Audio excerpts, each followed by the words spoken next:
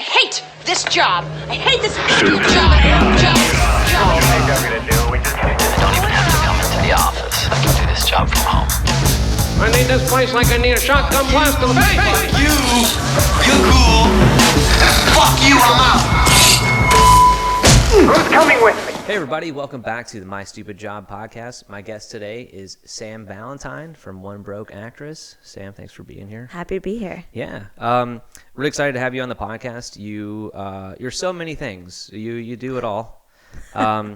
First and foremostly, you're an actress, but you have also started this blog and this podcast where you peel back the layers a little bit and you do kind of like a immersive dive into what it's really like the life of, and it's not always acting. A lot of it's auditioning. A lot of it's having some crappy jobs in the meantime, paying your bills, just staying in the city that allows acting to happen, and you're doing it and you're talking about it. It's called One Broke Actress, and it's amazing. Thanks. Is there anything that I missed? Like, what else would you say about it that I'm?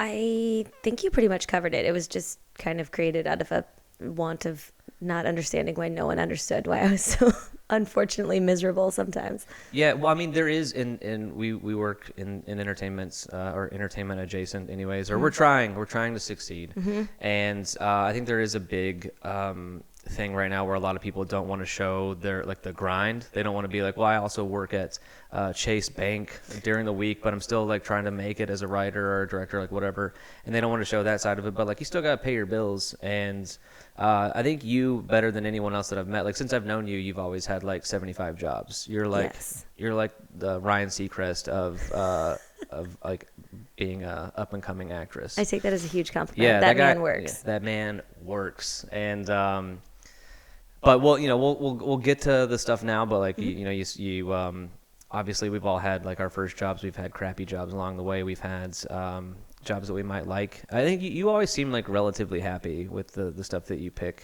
Yeah, well, I mean, I've done so many at this point that I know what I just won't do anymore. Yeah.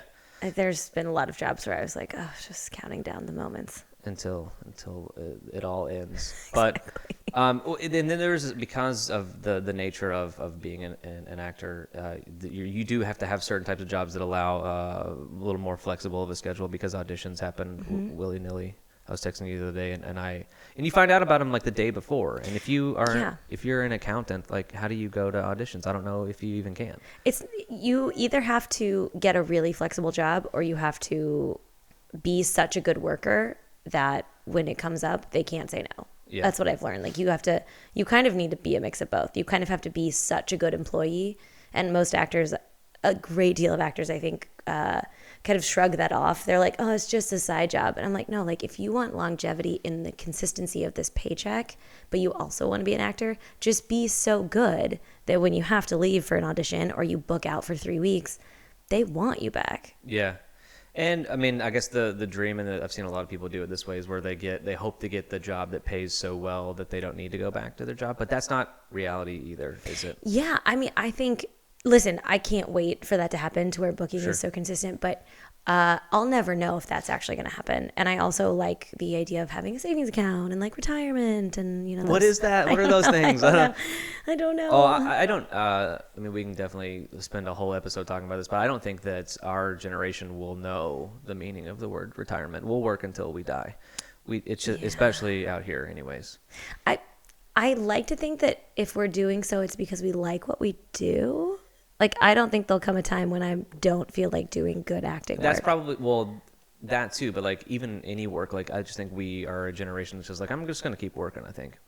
I mean, I don't know what that's like to sit around. I mean, to get to an age where I'm I'm done. Just, it's Matlock for here on out.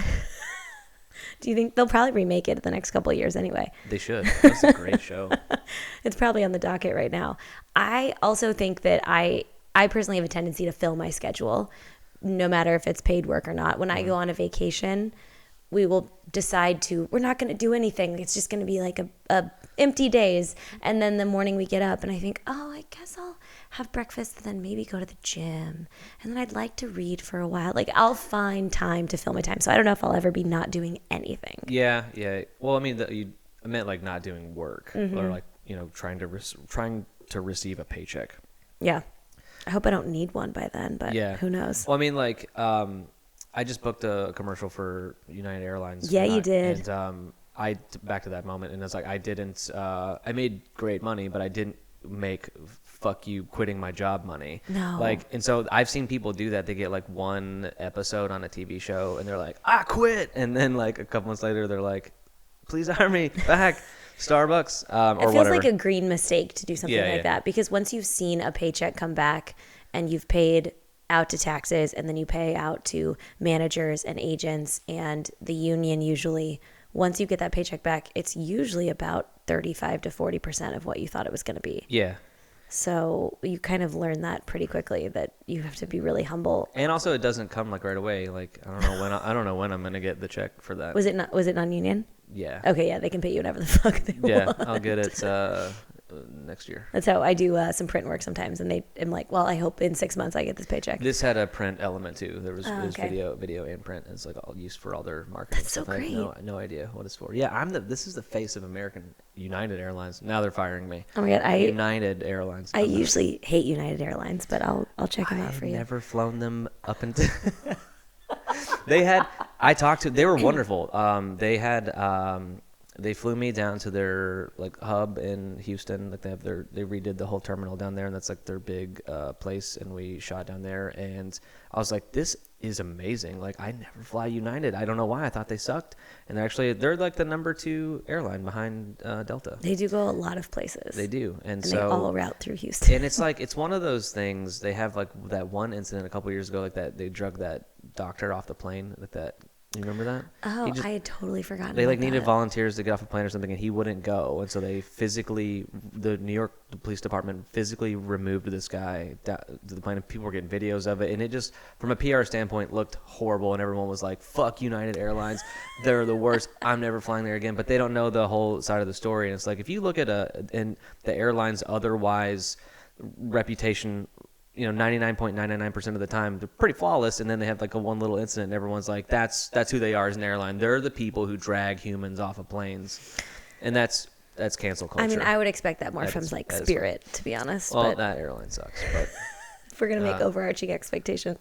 But that's Spirit Airlines could be how you could keep most of your paycheck if they didn't pay for your flight. Like, I'm trying to spend as little money as possible so I can keep all of this check as a profit. And just wear all of your luggage. You have to, because it's like whatever the price is, that's the price for you as you're dressed right now. You can't even take that can of soda water with you. This person gets to sit in a middle seat. That's the price. If you want anything other than what I just described, that'll be an extra $5. You want to sit in the aisle? $25. You want a blanket? We don't have those. You want to take a shit? That's $12. You don't get to do other stuff but sit in the middle of the plane. And suffer. And cry. Suffering is free. No TVs or anything. Yeah. Suffering is free. That's their new motto. Oh God. So let's go back. What was when did you start working? Because you're such a hustler. I imagine it's got to be pretty early on in life. I love money. Yeah. So I think my first job was probably when I was 11. I started babysitting. Okay. Which now I look at 11-year-olds and I think, what the fuck? Can we curse? Yeah. Okay, great. Did you hear me drop like 75 F-bombs in a row? I just very, very self-centered. Yeah.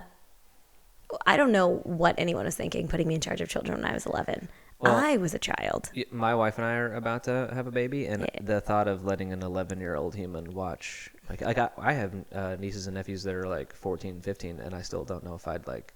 Yeah. I might go to the movies and come back, but that's about it. Yeah, I was fully babysitting at like 11 and 12 for all the next door neighbor kids. Wow. And I started to that. At the time I lived in Oklahoma, and we had like a little cul-de-sac of neighbors in like a budding little suburban metropolis, and I was the babysitter. So I was working like 2 to 3 nights a week regularly. And then during the summer, I had like a Monday through Thursday family. I would watch their kids while the parents went to work. Making big bucks, or I mean, I think I made like $8 an hour. Wow, that's a lot back then. Yeah, I thought I was so rich. I could buy whatever I wanted at Walmart. Granted, you're not working like an 8-hour shift with lunch breaks or whatever, but that's a good rate for an 11-year-old. It was pretty good, and all the snacks I could want, which is great because we never had good snacks. I was making $5.45 an hour at age 16, and that was the minimum. It was a little bit over minimum wage. Did you lifeguard too? Did we talk about that? No, I don't really swim well. That's right. Although I did work in the boating area of a summer camp. Okay, maybe that's what it was. I can boat. I can't really swim. You had the thing that does the swimming for you. It's the apparatus that keeps you afloat. Yes, but if you fall out of the boat, I'm not your man. Not your man. Bring another lifeguard. So babysitting was number one, and then what was your first real job? Were you getting a paycheck from a company or somebody? I worked at a KB Toys pop-up. Pop-up? Mm-hmm. It was only for the holiday season at the local mall in St. Louis. That's when I lived in St. Louis. And they were open from November to end of January, kind of when the toys were gone. Okay. And it was in the shop used to be something else, and they made it probably a Halloween store. Yes, probably something like that. And we put up these flimsy shelves and stocked them with the terribly plastic toys I'm sure we all had.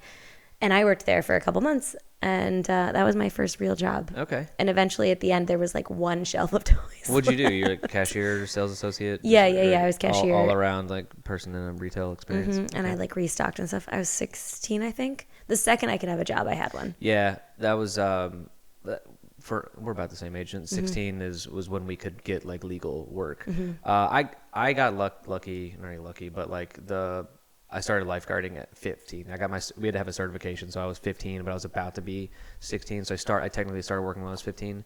But it was under the assumption that they knew I was within the season I would be turning 16. And then there's a thing that you have to get CPR certified. So they were like, well, he has all the shit he needs, so let's bring him on. And you just did it. Was it a cool job to have? Do you know when you were a kid there was cool jobs? Yes. So I mean obviously McDonald's would be not a cool job. Yeah. And then this is the opposite of that in the other direction by on the furthest way that you could go. Yeah, that's you a get job paid the to cool sit kids around had. in your bathing suit and you're a 16-year-old guy, hormones are going crazy, and your coworkers are girls your age also in their bathing suits, and you're sitting around doing mostly not shit for hours.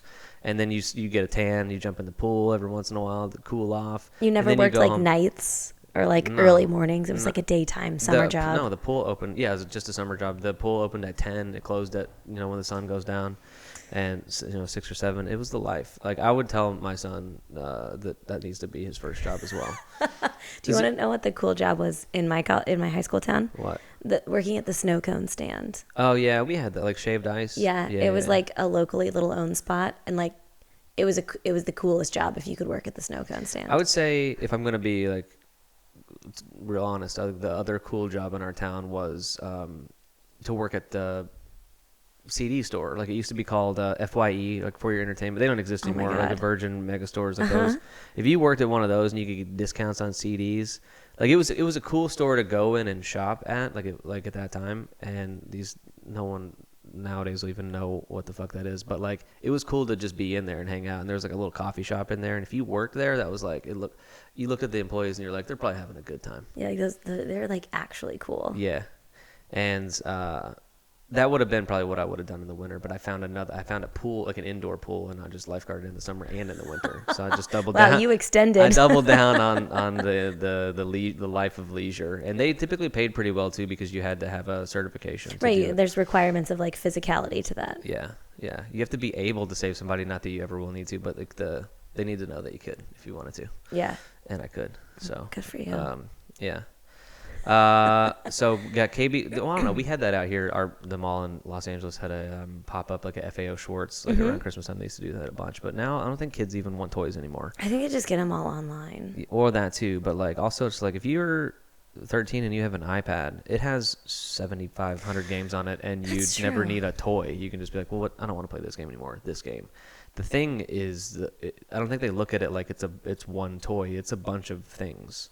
God, that's true. And everyone has a phone and TikTok and all the whatever's cool. Endless entertainment that serves them in a way, or the dopamine rush that an action figure will never give you. Right. And your imagination might not even give you, because you don't need to imagine it. You're seeing it really happen. You're seeing your friends really do shit.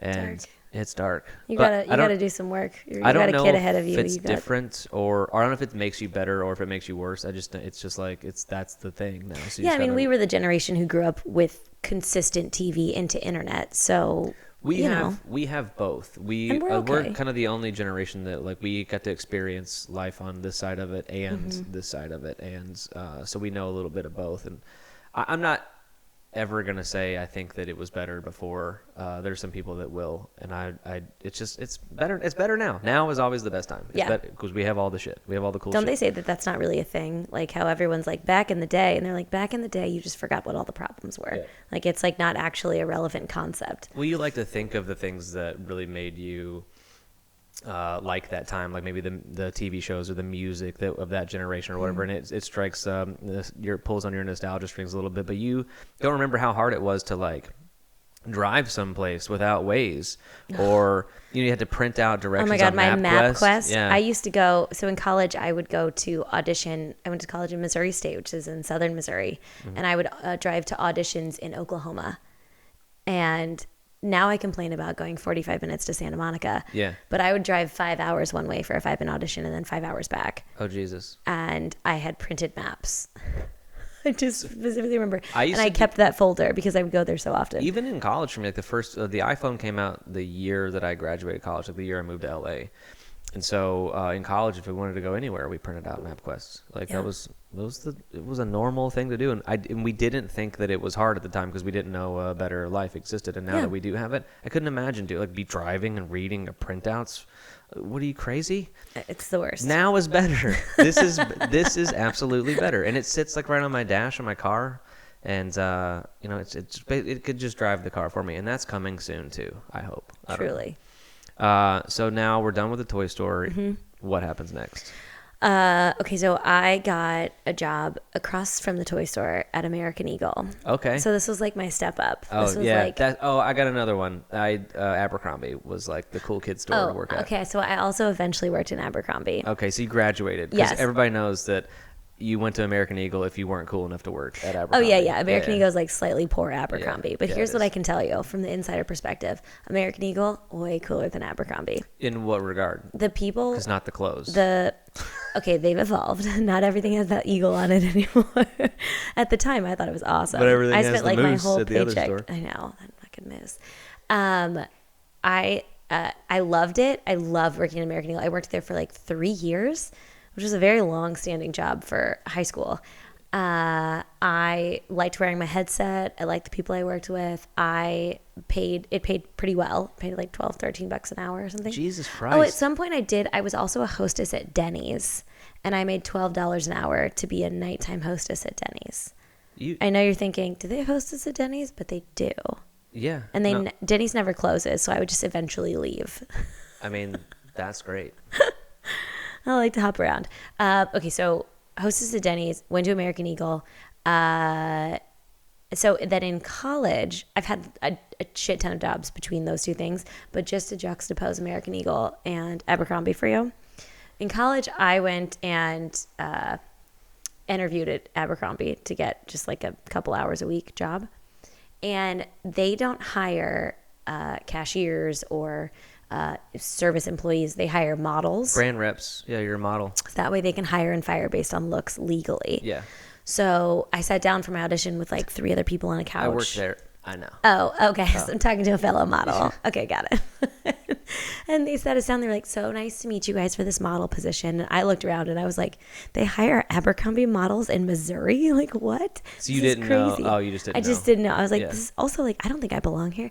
I got the job. I worked 1 shift. I've never in my life done this before. I am such a good employee. I went to 1 shift on this job. It was supposed to be 8 hours. At 5, I just left and never came back. There was nothing for me to do. Yeah. I was at American Eagle. You're busy. Like, Right. I'm doing fitting rooms. I'm cashier. I'm restocking. You're busy. Nobody goes into Abercrombie. It is empty. Yeah. And you are refolding. I was like, is there something I can be doing right now? Because you can't stand around. They said, you can mess up that pile of shirts and then refold it. And I said, okay. And I got my stuff and I left because it's just not serving me. Yeah. I mean, still am, but was really good at board folding t-shirt, like stacks of t-shirts. Did you enjoy that job? Who, if anybody said yes to that, they're lying to you. Okay. That's most interview questions, by the way. Mm-hmm. You know, like, I don't know, we can get to that in a minute, but it's like, no, I didn't enjoy board folding, but I did it because that's what was paying me. That's what they were asking me to do, and I got pretty good at it. But there's just some, I think because I came from American Eagle, this is going to be the podcast of American Eagle versus Abercrombie. Because I came from there where it was so much to do, like seeing a wall of jeans that's just destroyed and then putting them back and making it look so nice is just such a good sounds feeling. like the only difference between that and Abercrombie is that you would be the one destroying the jeans. The difference was customers, Aaron. Customers destroying it or you're destroying it. Either way, it needs to be fixed. And so, you know, if the fixing it part is what brings you joy, then you can also, you're in control of that. So I did not feel satisfied. I get it. But there was a lot of standing around. I remember there was a lot of, and then people started stealing stuff. I remember we sat in the back and we would have to put the little sensor tags on stuff for a while, and then we'd have to fold the clothes in a way that hid the sensor tags because they're an eyesore. They're ugly. Nobody wants to see that. They're so big. And so that became a thing for a while. But I worked there in 2004. I only worked there for about a year. Did you go around and spray the mannequins? You spray everything. You spray the stacks of t-shirts. You spray the so jeans. everything smells like the Abercrombie. Fierce. Yep. Fierce specifically. We had testers. All my clothes in my closet smelled like it even after I would wash them. That's how ingrained in the fabric Fierce was for my stuff, because I was just there a lot, and it was sprayed on everything. And I wonder if they still do this. I don't think they do. There's Abercrombie rebranded completely. Oh, they did? Yeah, there's one in the Century City Mall. I know they took out the one in the Grove. We were walking around we were going to take our pregnancy announcement photo, and we did our anniversary up in the mountains, and I wanted like some mountainy looking shit. I was walking around the mall, and I was like, what is this store? And I went in, and they had some cool sweaters and stuff, and I was like, oh, this is Abercrombie. It didn't even look like an Abercrombie. Weird. And I bought a sweater. Really? Yeah, that was the first thing I bought from Abercrombie since like 2003. And it doesn't smell like Fierce. No, it doesn't. It wow, does not. we've come so far. Yeah, that's this is the world we live in now. And then people will look back and say it was better before. It was better when it smelled. I will never look back at that smell and feel good. I'm glad that that's the case. So when did you start acting? So I went to college for acting. Okay. So I did some plays in high school, and then I was like, I'm gonna go to college for acting. And like my parents said, okay, and I don't know why. And I thought about teaching it, and then I realized I was just kind of trying to hide from the fact of actually doing it. I was too scared, and I realized that I took all the acting classes and none of the teaching ones. So I decided to just change majors and go into full acting. And so I did that through college. I came out to LA. This May will be 9 years. Congratulations. Thanks. Super fine with it. I don't really care. Anything after 2 feels like a success. Yeah, well, you live here now. This is your home. This is the longest I've ever lived anywhere. Yeah. And it's home. So then I came out to LA. I actually had a showcase out here with my senior graduating class, which was cool that my school did that. So I had a commercial agent out here before I got here, which was cool. Because I came and saw them after my showcase and interviewed with them, and they called me to, we'd like to bring you in and have you sign paperwork. And I was like, I'm back in Missouri. And they still said, yes, just come see us when you're back, which was cool. Most people don't say that, for the record. No, and I will tell you, they turned out to be absolutely horrible people. Yeah. But at the time, I thought I was just winning. So I came to LA, had a commercial agent, ended up getting a voiceover agent. Took me probably like 9 months to book my first commercial of auditions. And I was like, this is it. From here on out. Only bookings. Only bookings. See, it only took me 2 months, but I'll never get another one ever again. That was my last one. You hit hard pretty fast. That's pretty exciting. My agent came out the gate swinging with auditions this year. And, that's great. And it still is. I had 2 the other day. I was texting you, and you think every single one. You're like, oh, if I could just get one of these 2, that'd be great. And like once you book one, you know how fast the booking process is. So yes. If you haven't heard like the next day, like you didn't get it's done. I know. Yeah, with commercial, I don't know if theatrics is the same way, but sometimes. But they show you the dates for the callback, and then the dates for the fitting, and then the dates for the shooting. And we were in San Diego like a couple weekends ago, and I had while I was down there, I got an audition notice for the following day at like noon. So we would come back. I auditioned. It was like right down the street, like by that Chipotle. Have you ever been auditioning? 2200 Sunset. Yep. Yeah. And like walked over there, got an audition, got a call back the next day, and to walk over there, and then got put on a veil, and then I got released from a veil, but it was like it all happened in like a 3-day thing, and then the shoot was going to be that Friday. So it was fast. like, man, now that I know how fast they go, if I don't hear back the next day, I should pretty much just assume. Yeah, unless someone drops out, and then in which case there's always a chance. But Yeah, but like you hold that day. That was the thing. That was like the shittiest thing. It was the first time this has ever happened. It's such a stupid problem to have. But like, oh yeah, my agent being on hold sucks. Yeah, you're in this little limbo where you haven't booked it, but you also haven't not booked it. And you like to think I'm like sitting around. It's like 3:00 on the day that the fitting is supposed to be, and I haven't been told anything. So I'm like, probably still gonna call me. And so I sent my agent an email. I'm like, what's the deal? Like, am I going to the fitting or not? He's like, oh, you can pretty much assume by this point that they have released you. I'm like, well, why didn't you tell me? I didn't do anything today because I knew I didn't know where the fitting was going to be, and so I held my whole day open for this shit. Yeah, and now I'll never do that again. Being on hold is like the worst. I at one point told my commercial agent before I joined the union, I used to go out all the time. It was so nice, and I told my agent at one point, I was like, just actually don't tell me, because it gets me so stressed. And then I'm just worried. I was like, if I book something, just know that I'll make it happen. And they were like, I don't know. I was like, no, just don't tell me. Because I was like, you just tell me when I get it. Because or else I'm just a mess. I hate being on hold. Well, I mean, that was also it was like my second audition ever, and it was my first callback, and I was like, oh, this is cool. This must happen all the time. You wanted to say easy. I know. I didn't want to say did. easy, but I mean, particularly that one was easy because there wasn't any lines or anything. It was just like, hey, we want an average-looking white guy with a beard for this one, or whatever the thing was. Yeah, commercials are funny in that way. It's just like talent is irrelevant. It's just like, is this the demographic or is this the look we wanted? And I was at one of the auditions I was at the other day. Everyone else in the waiting room except for me was like a redheaded dude. And I was like, this is either a really good thing or like they have made up their mind that they want a ginger person for this, and I'm not going to get this. And you I never didn't know. get it. Yeah, and so I was like, well, maybe they're like trying to convince themselves that they don't want that person, so they have a few brown-haired guys in there for just options. You're the diversity hire of that group. Yeah, I would have been the diversity hire for that. Yeah, it's weird. Commercials are I'll tell so you weird what like that. the brand is offline, but I had to wear a Speedo for that audition. Shut up. Yeah, it was pretty funny. No. Yeah. You had one though, like ready? Of course. I was a lifeguard. I swam. Oh my god, lifeguard. I got 40 Speedos. What color did you want me to wear? I got all of them. I showed up with Speedo options. No. That's amazing. It was black. That's amazing. But I saw it in the thing, and there was like other people that were there that were going, and they were just like in their underwear, and they're like, "You brought a Speedo?" I don't know. I'm like, "Yeah, it said Speedo on the thing." Anyways, that's silliest thing I've ever done is drive to Santa Monica and stand in a room with like 3 other people pointing cameras at me wearing a Speedo and doing whatever actions they tell me to do. I had to wear a onesie, like a sleeping onesie. Oh yeah, for a car commercial the other day. Mm-hmm. They were like suggested onesie wardrobe. Did you had your own? Yeah, my friend owns several onesies. She has one with glow-in-the-dark dinosaurs. That was my pick.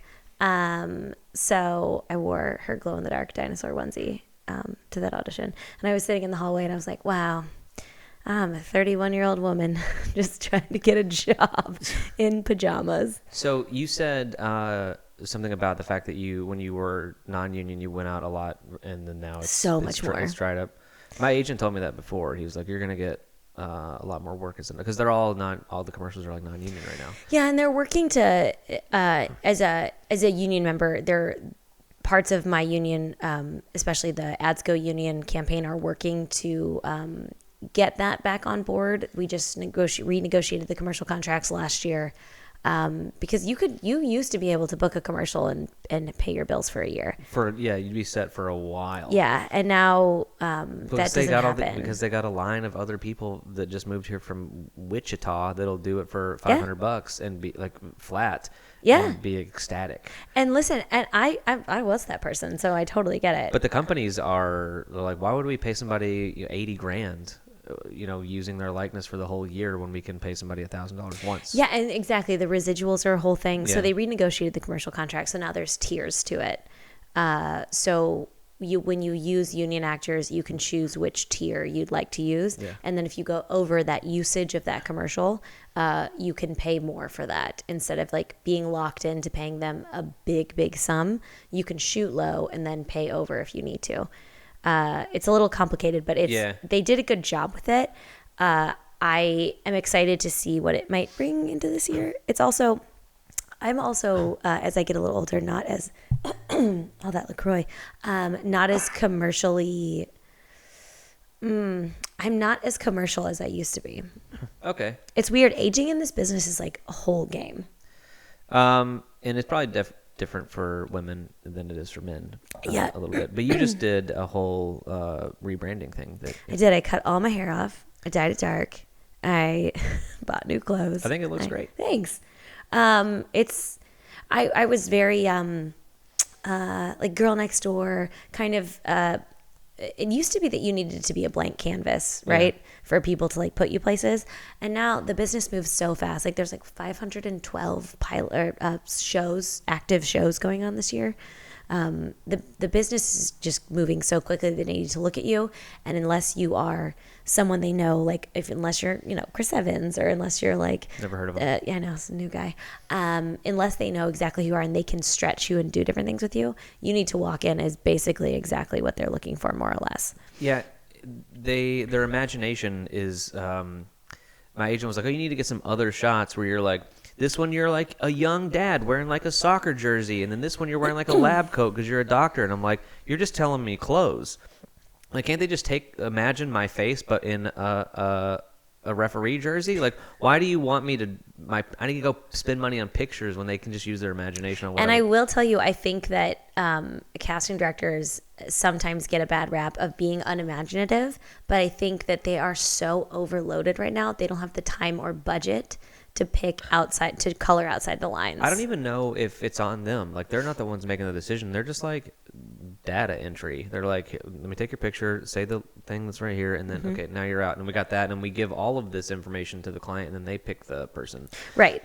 And so, but to get to that room to get picked, the photos. So I just did a podcast with my favorite headshot photographer, who you'd probably love. Sorry, my throat. I have it too. It's so dry. Coronavirus. The LA version, it's called a dry throat. We do have. There's something. It's like really kind of. It's been windy a little bit, and I've got this little like. It's not really a little tickle, and I'm not sick. Like I know what being sick feels like, and I'm also not. It's weird. It's like just sick. I feel it too. Yeah. We also both just worked really late last night, so I think that's and part I was of us. screaming a bunch. Screaming in San Diego. Yeah. What was I saying? A headshot photographer. She talked about using thoughts when people are photographing. Like, sure, maybe you need a doctor coat, but also like, so sorry. But are you the doctor who, is in a commercial? Like, here's your prescription. Or are you like, I'm gonna give you some bad news in like a medical drama? Like, they're kind of two different photos. Well, in commercials, It's Doctor Who gives bad news is not typically in the commercial. No. No. Dry Xantix. Here's some bad news. You have lung cancer. But in the meantime, Yeah. tell your doctor about Xantix. It's Chantix. Chantix. Yeah. Chantix. Prescription drug commercials are wild. I have a friend who just was able to quit all his day jobs because his commercial has been renewed for 3 years. Well, Humira. that's the good version of that. Because I have a friend who I see, he's in a commercial, and I see it in Hulu, everything. He's like every other commercial. He's in this, and I texted him. I was like, dude, I've seen your Toyota commercial 1 billion times. I hope you're getting residuals. And he said, nope, $1,500 flat rate. Oh, that's that fucking non-union, Oh my man. god, that sucks. It kills. I was cut out of a Toyota commercial this time last year. I remember that. Yeah, that was a bummer. You're also cut out of an episode of AP Bio. AP Bio. The back of your head was in there though. I saw it. Was it ridiculous? I watched that show anyway, so it wasn't like I watched it just for you, but I did watch Thanks. it. No, I love that show. I thought it was and really when fun. you posted it, you posted you did a whole blog write up about it, and it was informative. You know, it's like you have your expectations, when you go on set and you know what you were told to be doing, and then sometimes they get in the editing room and it didn't make as much sense, and then that's unfortunate for you, but you still got paid probably. And a little bit less, but it's just never about you, right? It's about time. It's about they're telling a story, and that didn't make the story. That didn't move the story in the way that they wanted it to. So you got chopped out. Exactly, and that has nothing to do with you. So if anyone's listening who is in that world, like probably you'll get cut out of like a good handful of things. This episode should just go on your podcast. Yeah, maybe we should. This isn't even my podcast anymore. You've commandeered my subject matter. I know. I should stop talking. Do you want to talk more about jobs? Well, I mean, this is your job, but I mean, like, typically the genesis is like, because you're on the rise to being a successful actor, and it's like all the crap that you had to do to get that, and like what they like builds your character and makes you who you are. And like a lot of people that are on, you're very funny as well, but you're not like trying to make a career out of being funny. We're also neighbors, if anybody wants to know that. We've been friends for a long time, and Indeed. Sam lives right down the street from me. But it's it's those things that typically are fun to talk about, like the shit that you had to do before you are who you are right now. Yeah, that's literally why I have. How about this? What's the worst job you've ever had? And that can be. I think there's a couple that come to mind, but one is for about 5 days, I was an assistant to a very famous woman who I will tell you about after the podcast. She was famous years ago. It was Paris Hilton. I wish. She had some daughters, and I was going to be her assistant and help with the kids a little bit. And she was so crazy. Like, I wasn't allowed to call her daughters anything but their name. I went to wake them up in the morning, get them breakfast, and I was like, "Good morning, sweetheart, doing some pancakes or something?" And she was like, "Oh, we don't call them anything but, their names, because it's just bad for their character. I don't want them to be called beautiful or sweetie or anything." She's like, "Only their names." I was like, "All right, cool. Maybe this is some woke thing." Okay, bitch. What about you? Can I call you? What's your name? Is it always exactly call you? Because thinking of a few other ones that might fit you right now. I wasn't allowed to eat their food or consume anything in the house. It was like off limits to me. How long were your shifts? I was in and out because I was like running errands. She had me. The day I absolutely quit, roughly 5 days in, she wanted me to drop the kids off at school, and she was like, "Just come back with groceries before you bring the kids back from school." So it's like a solid 8 hours. So I went to the gym and worked out, and then I was going to go home and shower and this and that. And she called me and she was like, "Where's the groceries?" I said, "Oh, I thought I was bringing them home with the kids later. Because I'm not getting paid for these hours." And she was like, "Oh, no, you are on my time." Shocking. And then she wanted me to go. This is it. She wanted me to go to Walgreens and get some things for her.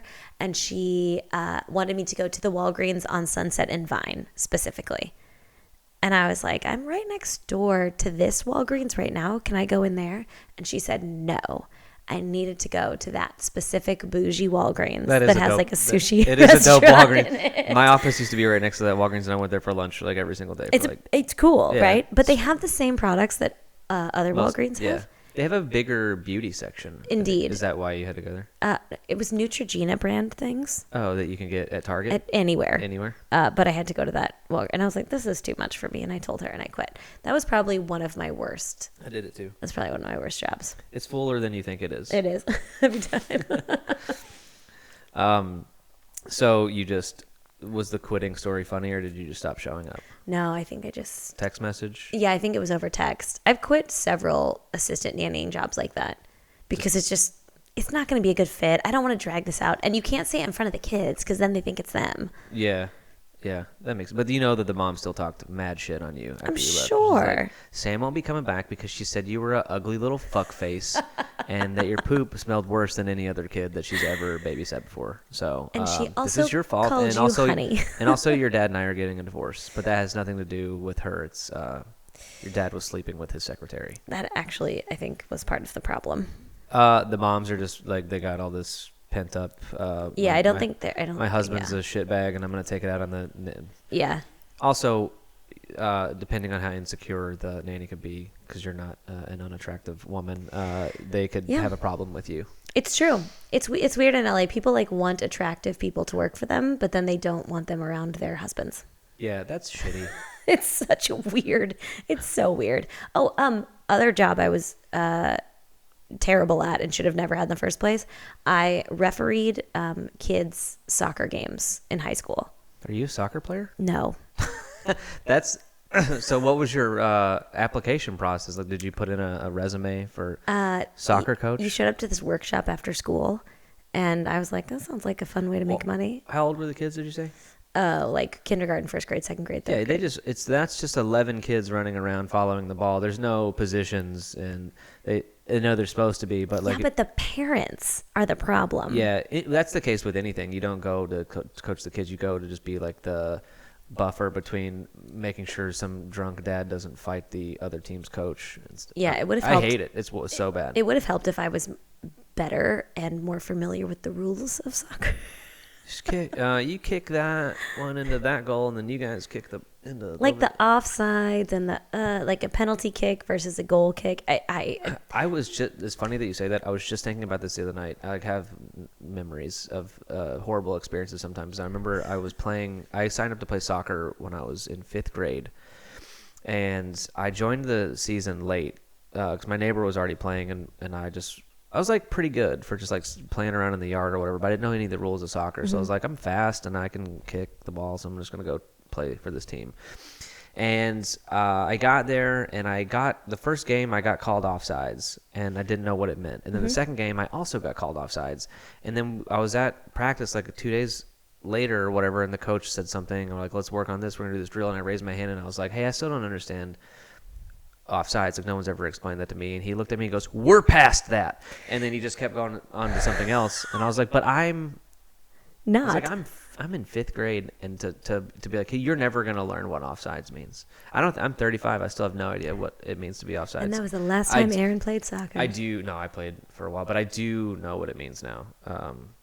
But it was just like to tell a kid like, hey, everybody here has already learned that, so I'm not going to tell you. And I could tell you, by the way, in like 4 words. Yeah, that you should be able to facilitate that anyway, sentence. it's just a horrible situation, horrible coach. Yeah. But, well, I was a horrible referee, so yeah, I should have never been given I would that have job. loved to have you to been my referee because you didn't know what offsides was, so I never would have got called offsides. Never would have called it. Yeah. Never would have called it. Also, So wasn't silly. great at keeping score. Have you ever been fired from a job ever? I have never been fired from a job. You sound very certain. I'm trying to think. I counted up. I've had an average of 4 jobs a year in LA. I've had an average of 3 to 4 jobs every 4 to 5 months. Caleb and I did the math. My fiance and I did the math at some point, and that was my total. I've had so many jobs, so I don't think I've ever been fired. I left one job to film a movie, and they told me when I came back that I could not come back because it was too long. Well, you do a lot of like very giggy type thing. They're like not like you're not a lawyer. Like, you're not like No. you're not an accountant or something. You're No, my jobs are like less than 8 hours at a time usually. right, and because of which, and that's like one of the things I like about you is you can do like 5 or 6 of them at a time, and it feels it's like they meet your needs, but also you're still like helping somebody else out. Well, you like cook for people too, don't you? You still do that? Yeah. So right now I am a personal chef for a couple. That sounds so badass. It sounds And you didn't way even cooler. I than know it you didn't actually go to is. culinary school, so No. like to call yourself a personal chef to somebody, you should say celebrity chef. That's Celebrity chef. that's the coolest job that you could have, I think. Then you have to like know calorie counts of things and stuff. I could probably pull that out of my ass. That's the best part about LA is you just tell people you can do stuff and they'll pay you to do it. It's really magical. Yeah. Like I was like, I can cook, and someone said, would you cook for me? And I said, absolutely. And I've been doing it for 3 years. Well, all you'd have to do is cook for one famous person once. Yeah. And then you're a celebrity chef. There's this person that I know in LA that was like a physical therapist, trainer, or whatever, and then like one like C-list celebrity came to one of her classes one time, and then she changed her whole title on Instagram to like celebrity personal trainer, like whatever. I'm like, do you understand that that's like if you worked at Subway and A sandwich artist? you were a Subway sandwich artist, and Ryan Gosling came in one day to get a 6-inch meatball, and then you went on Instagram and said that you were a celebrity chef. Like you made a sandwich for one celebrity one time, but that's fucking Los Angeles right there. That's For a sure. lot. That's a lot of that. It's like, what did I do that I can like really bend the truth? I'm gonna stretch this out. And Everyone's just like squeezing the drops out of every situation. What little crumbs from this can I like put in my my bio on my Instagram profile? Truly. Truly. No, we're not drinking Trulies right now. We're drinking Bubblies. But Trulies are the ones with alcohol. Yes, but I had my first encounter with those.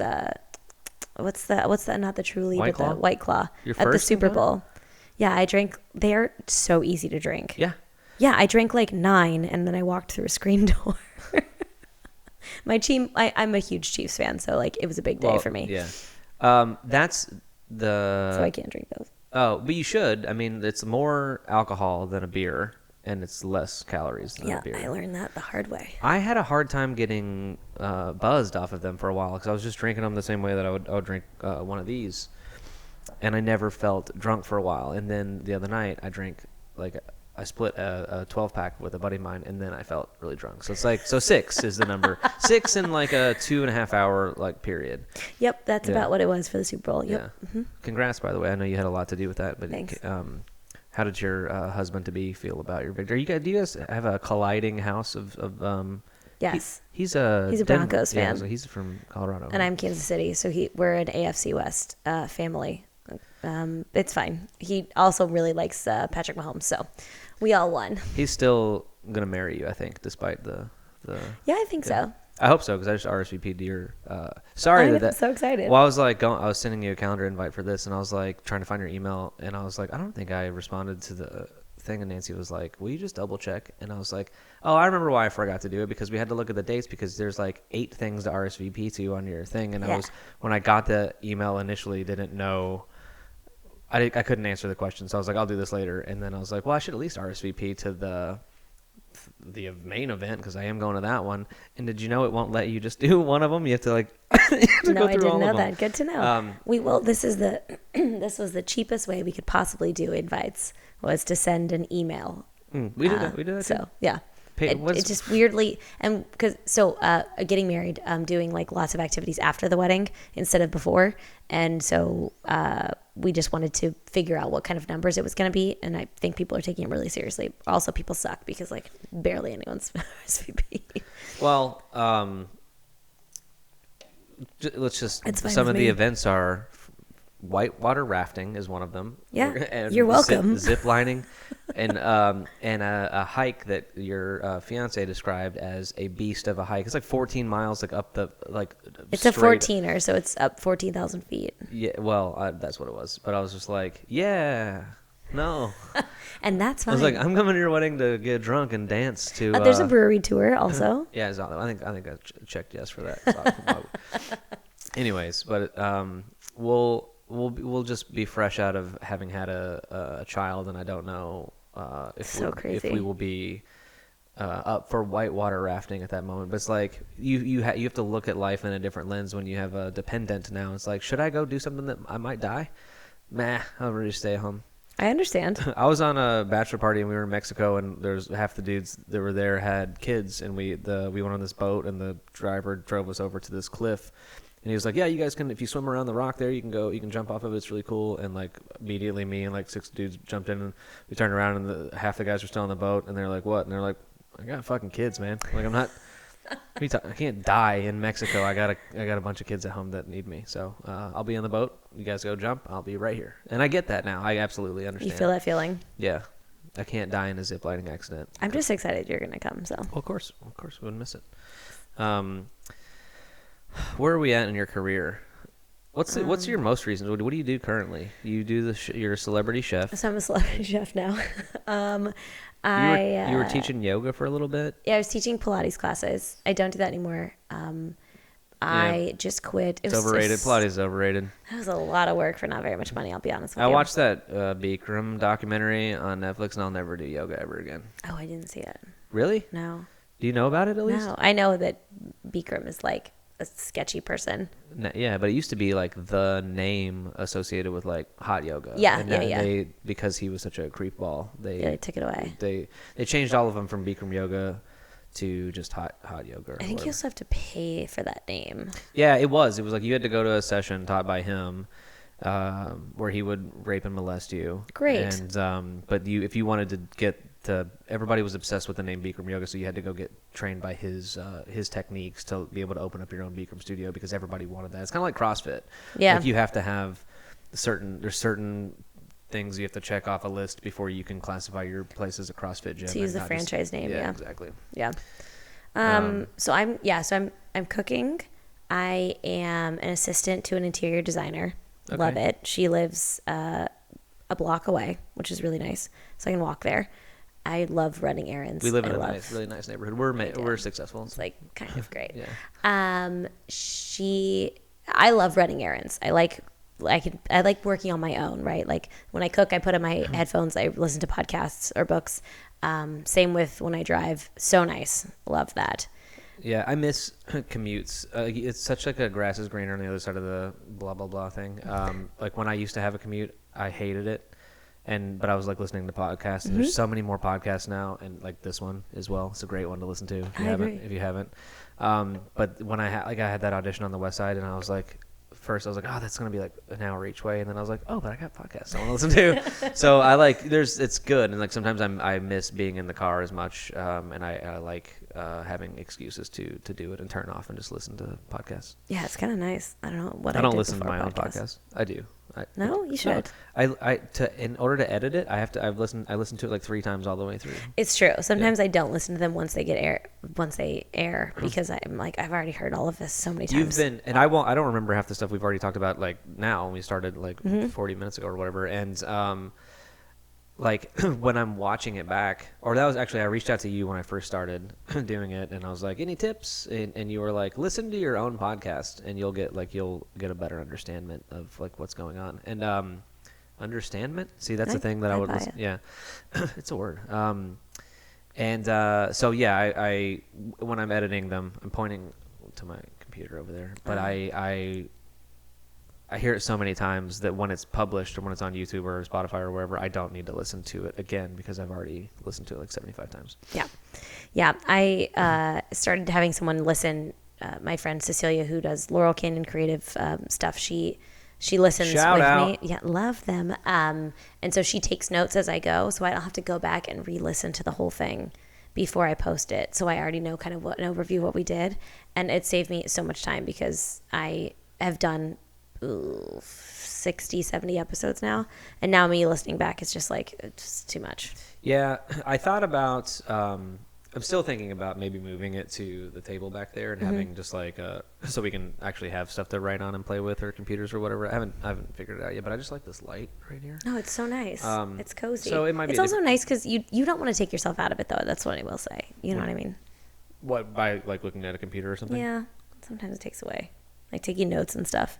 I don't know. To each his own. So I would have. I mean, like we've hit little pebbles in the road, and we've gone off on little tangents, about Abercrombie and stuff like that. Even though that's seemingly work related because we both work there, but it's like, if we were trying to stay on topic, I would at least just be like, here's where I stopped, and even if we're going on this tangent, I need to get back to that thing. And I don't even know for us what that thing is right now. We were talking about yoga, and then we started talking about what jobs I do right now, I believe. Yeah. So cooking, assisting, and I also do some event work with a company I've worked for a long time. So it's like little jobs like bartending and this and that. And I manage those events, and I am an event controller from home. So I am at home making sure the staff is fully checked in, making sure they're in touch with the client. I'm there if the client needs anything on the admin side, because the people who book the events work too much overtime. And so I'm there making less money, but I'm at home. And then once the event is going until it ends, I'm like on call, but I can kind of do whatever. So I just can't like hike or go to the movies. Yeah. Just gotta be available. It's nice. Yeah. And again, that's like if you just told that to somebody, they're like, whoa, do you have any free time at all? It sounds like you're always working, and I don't know if it is. I mean, like we were just right when you got here a second ago, we were talking about how we haven't seen each other in the new year, and you live right down the street. Literally down the street. I could like throw my cell phone and hit your house from here. I could. It'd be impressive. Yeah, but we should definitely probably see each other more than we do. But we are busy. You're busy, and I also don't like to do anything past like 7 p.m. Yeah, which welcome to your 30s. Yeah, it's fun. It's Yeah. awful. like- I love like the end of the night. I'm so bad about because the next day starts at like 5 a.m. So I don't want to. I think do there anything. is this. It feels like like going out or like leaving your house needs to be a bigger event than it is, like a whole production. But we've gotten kind of good about this with you guys. Is that like we're like, hey, there's right down the street. There's a liquor store in between my house and your house. So we'll walk over there in our PJs, our feel goods, Mm-hmm. and stop and grab a bottle of wine, bring a game, and we just sit around and don't do shit. Like we don't need to. It doesn't need to be a production. Right. Hanging out and just be like, hey, I haven't seen your face in a long time. Miss you guys. Let's drink this wine and play this Settlers of Catan or whatever the fuck. I agree. I wish more people would be into that. Yeah, and if anybody, it should be us because we are so close to each other. But we'll make an effort to be better about that. We'll do it. And also, once we have the kid, you're going to be babysitting all the time. It's Okay, It's great. going to be your 6th full-time job. Great. Your 6th job, and like I know you got nothing on your plate right now, so I'm also going to add a baby to that. Perfect. Put the baby on the plate. Yeah. She's ready. It's a he. I She? said put the she like me. She. Yeah. Yeah. So you've watched a bunch of kids? Have you had any boys versus girls? Which one's easier kind of experiences? It's on overarching things. Like I think the boys are kind of more fun. I feel like boys are like they want to like play and stuff, whereas girls, the girls want to play and stuff, but it's more like crafty things. It's more like I tend to like run around with boys more. We tend to like do like crazy imaginative things, whereas the girls want to learn a dance or they want to look at my phone or You're not a big dancer. I mean, I'll learn a dance on TikTok, like for sure. I'll learn something. Isn't it crazy how do you play with TikTok? The kids I babysit, so I stopped babysitting a couple months ago, but they did, yes. I have a TikTok and I got so bored of it so quickly. It's like if you watch some of these people that have like the most followers, they're doing like little dances to songs, but it's the most like unimpressive. Anyone could do this kind of shit, and I'm like, well, who's agree. watching this being like, I'm following her? That deserves 1 million loops or whatever. It's just they like call the them. most minimal effort. Yeah. But I also respect that they found something they can literally 'Cause if- like move their hands in front of camera and make $1 million. It's terrible, but And like then if I did that, people are like, lock this motherfucker up right now. He's 35 and he shouldn't be doing that. But did you Vine? No, and I wish I did. I mean, Vine is TikTok. Vine is dead, but Vine no, because there's more like a TikTok is Musically. Right. I remember they Musical.ly bought first. and so it's like there is a huge music component, but they also added like you can put texts on there, you can whatever. But and they're longer. Like Vine was limited to 6 seconds. Yeah. The only reason I wish I would have done Vine is because a lot of people who started in Vine are now like bajillionaires, and they went on to. I always talk about like graduating from platforms. I had a meeting with Instagram last week, and it was like, well, what are your goals in the future? I'm like, obviously to graduate from this to something else. Like, if you're really good at Twitter, like you get to become like sometimes you get plucked into like a writer's room on a TV show, like you're like writing like funny stuff all the time, or like if you have a really good YouTube series, you get a TV show. Like Workaholics, Broad City, those were both things that were on like those people were successful at YouTube first, and it's like whatever the model is for like I want to come off of this and go real. I want to be in the real stuff. You want a springboard. Yeah. Yeah. And I don't know if these people like on TikTok like I don't know what their next level is, or if they even think that there is one, or if they want what they want to be after this right now. They're just like, here's a heart. And So this. I met a handful of them because this summer I worked for that event company at the Taco Bell Hotel. In Vegas? No, they opened one in Palm Springs Oh. for just a weekend. But isn't there one in Vegas? There's like I a mean- chapel. There's a wedding chapel. There's a Taco Bell wedding chapel in It's Vegas. like a big Taco Bell bar situation. I don't know. They're like Baja Blast, but with booze in it. They do make that. They had this at this place too. This was like you could enter and it was just for the weekend, but And they you had were- like an and you were influencer feeding day. it to the TikTok kids. Yes, I was checking them in. I was the bellhop, and I was in like a little taco outfit, taco like button up. So it was like a resort shirt, but like with tacos. Okay. It's pretty cute. I don't remember seeing pictures of that. I wasn't allowed to share them. We weren't as staff allowed to share any photos. That sucks. Yeah, it's fine. It's not exactly my finest hour working at the Taco Bell Hotel. It's not really my thing. If you add the word hotel on it, it's crazy how much fancier that becomes. If you're like, I work at Taco Bell.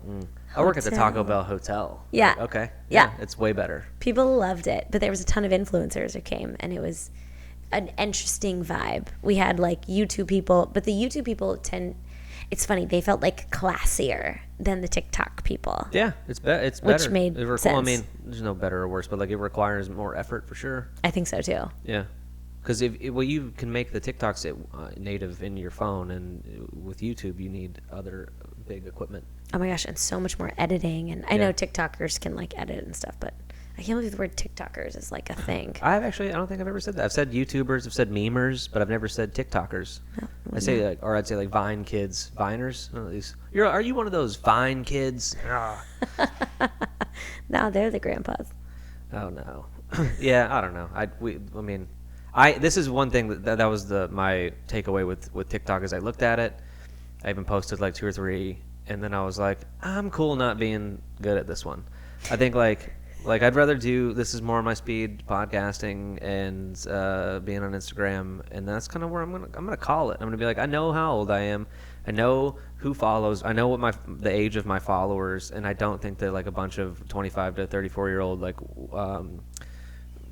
working people who hate their jobs are like, I'd like to see him dance to Kesha on an app that my kids use. I know they don't need that from me, and if I ever get the sense that they do, maybe I will. But like that's never been my thing. Is like moving towards what I don't know. You find your voice, and I know what mine is yet, and it's not dancing. Well, you know who you're talking to too, which Yeah, I think yeah. is the most important. You're very specific with that, which is great. What's your like age demo for the people that follow your? It's like 20 to 30-ish of mostly people who are newish. So like first year or two in LA, like Okay. very, very green, or people who want to move to LA. Do you get a Like, lot of very people new like reaching out to you like, and asking me questions all the time? Yeah. Yes, Okay. I mean that's kind of the point though, right? It's like it is. Well, I And mean, you're sometimes getting I in front of can't. it. Sometimes I can't help. Like there are some people who ask me legitimate questions, which is cool. I'm also no one's guru. I'm still, and that's my thing, is I'm still figuring this out. That's literally on the website. It says I'm not your guru. I am not. I have no idea what I'm doing most of the time. I'm just figuring out what didn't work. Well, you know who else doesn't have any idea what they're doing? Everyone. Everybody is literally making it up as they go along, and anyone who is pretending that they know the answers, they're lying to you. And you're just honest about it, and I love that. You're just like, hey, look, I can give you, if I had that experience, I can tell you how it went for me, but I can promise you it's going to be very different for you. Yeah, and the rules are always changing. Yeah. Like the way your commercial auditions are versus when I was a non-union actor Yeah. are probably so different now. Yeah. So I like to be really real with people about that, because I'm still trying to book my next co-star and guest star. I'm not like calling it a day. Like I'm so good, I'm done. Yeah. You know? Well, my whole thing is so backwards and would sound very shitty to any actor that would like they came out here to like try to be an actor. That's all they've ever wanted to do. They like went to theater in high school, and they went to college for acting, and they were like, I'm gonna move to LA and I'm gonna be an actor. And then I like didn't do any of that, and I went the opposite. This is probably like a story I should tell on your podcast. This is your podcast today. I'm just gonna when we're done, I'm gonna cut this audio, and I'm gonna email. I'll post part of it as a bonus episode for sure. I'll email it over to you, and you can just post it on yours. You don't have to do your own podcast this week. I batch mine. I have to have them in advance. But I went to film school, and I moved to LA to be a director, and there wasn't any, like, you don't just get to direct, you have to have material. So I was like, okay, well, what do you direct? Do you direct scripts? And I don't have a script, so I'm going to write something. And I was writing a bunch, and I like specifically was like writing comedy. And then I was like, well, I want to do stand-up, and did stand-up, and I was doing stand-up, and it went well, and I was getting asked to be on shows, and if you're on a show, you need your picture on a flyer, and then so I had to go get headshots for that, and then I had the headshots, and a commercial agent's like, hey, do you want me to send you out on auditions? And then I auditioned, and then I got a commercial, like, which is the most ass-backwards way of becoming an actor that you could ever imagine. I mean, I did, like, and that's like every person who's a legitimate actor should punch me in the face for even like saying that, but it's like I don't think so. That's not how I intended it to be. I mean, I acted a bunch, and I have some acting chops. But you're not taking it in a disrespectful or taking it for granted. I'm not And trying to be that's- disrespectful, and so I don't think absolutely, I think like, you're fine. this happens to know. people all the time that they just fall into these situations. Yeah. And if you're going to treat them with respect and like work really hard at them, then Yeah, and then that's what absolutely, everyone absolutely, wants. I do. Like, there's no way should you show up on set and be like, I'm better than this. Like, it was like a great experience. It was really cool, and everyone was like really awesome to work with, and that's how it should be. But it was like, if I didn't want to do it, I wouldn't have done it. And that's Right. I think you're kind of the same way in that. Like, you don't. We talked about that with your jobs. Like, you don't do anything that you don't want to do. Yeah, and I'm not gonna half-ass it, and neither are you. And that's why it's okay that you came in from a different angle, is because you're still not gonna half-ass it regardless. But that's also very LA's. Like, there's no, and what you were just talking about with the guru situation. Like, there's no one way to be an actor or to be successful in this or to do that. There's so many different ways. You can ask 100 different actors like how they made it, and you get 100 different answers. And I'm happy to provide one of those answers. Love it. I mean, I don't know, whatever. Anyways, that's this has been your podcast for the day. I mean, that's what I'm going to talk about, though, is acting stuff. That's my main job. So Yeah, and that's okay. And I knew that was going to be the case, but like I at least had, as of recent, have had some stuff to contribute. And I had a YouTube channel for like 2 years back in the day. yeah, I remember. And that was another thing. That was like, you don't have to have an acting resume to do this. You can just, if you think you're good at it, you can just point a camera at your face and write some shit and see if it works. And some of it did, and some of it didn't, and that was fun too. But I think this is cool. I think this is a cool thing for your listeners to know about you too. Is that like this is moves you're making in your real life, and that was cool too. Is that's why you podcast, is like people actually like feel like they know you a little bit better than just your photo content. So that's neat. I think do you feel good? Do you got anything else that you need to I feel talk about with your work? Okay. I feel pretty good. Well, why don't you tell everybody at home where they can follow you, where they can find you online, anything you got coming up, whatever you want to talk about. This is you. So I am One Broke Actress is on most anywhere you find podcasts, except Spotify. I don't think I'm on Spotify yet. OneBrokeActress.com is all the articles I've written over the years. I'm Sam Valentine. I have an IMDb page. I also have an Instagram, Sam Valentine. I'll put the link to all this stuff. I'm pretty easy to find. I have a movie that's coming out later this year called Followed. It's going to be in a couple movie theaters. And is it about Instagram? It's about a vlogger who goes to scary places and videotapes them and what happens with him and his crew in the haunted hotel downtown. When did you shoot that one? Years ago. Oh, is that the one you did overseas? No, it's the one I did right after that. Oh, okay. Yeah. 'Cause I remember you did some scary. Yeah, it's called Incantation. Yeah. That one's out. So that's coming up. I think that's all I have. There's a scripted podcast I did called For Single Chicks that's also about to come out. That's enough. You don't have to sound like you're like, I think that's all. That's enough. Like, you got a lot of stuff in there. But if you need me, I will be at one of my 17 side jobs trying to get by. I'll be cooking for celebrities. Stop by for a tasting. Sam, thank you so much for This was coming so by. fun. So much fun. Thank you.